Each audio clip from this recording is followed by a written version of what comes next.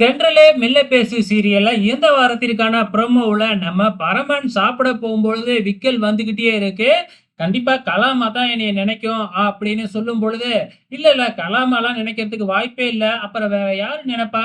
ஒருவேளை சண்டைக்கோழி நினைக்குமோ? அப்படின்னு நம்ம பரமனே சொல்லிக்கிட்டு இருக்கும் பொழுது, நம்ம பரமன் மனசுல சண்டைக்கோழி வராங்க. அதாவது நம்ம இளமதி தான் வராங்க. இளமதிய நினைச்ச உடனே விக்கல் நின்னு போச்சு. அப்ப அந்த இளமதி தான் உன்னைய நினைச்சுக்கிட்டு இருந்திருக்காட்டுக்கு அப்படின்னு நம்ம கைப்புள்ள சொல்லிக்கிட்டு இருக்கும்பொழுது, இளமதி அதே கோயிலுக்கே வராங்க. வர்றவங்க சும்மா வராம ஒரு ட்ரெஸ்ஸோட வராங்க. "எதுக்காக நீ இங்க வந்த?" அப்படின்னு சொல்லி பரமன் கேட்க, "எங்க அப்பா உயிர காப்பாத்துனதுக்கு நன்றி. அதுக்காக ஒரு சின்ன கிஃப்ட்" அப்படின்னு சொல்லி ஒரு சட்டைய எடுத்து குடுக்குறாங்க நம்ம இளமதி. "எனக்கு இந்த சட்டையெல்லாம் வேணாம். நான் அம்மாகிட்ட வந்து மன்னிப்பு கேளு அப்படின்னு சொன்னேன்ல, ஏன் வந்து மன்னிப்பு கேட்க மாட்டேங்கிற?"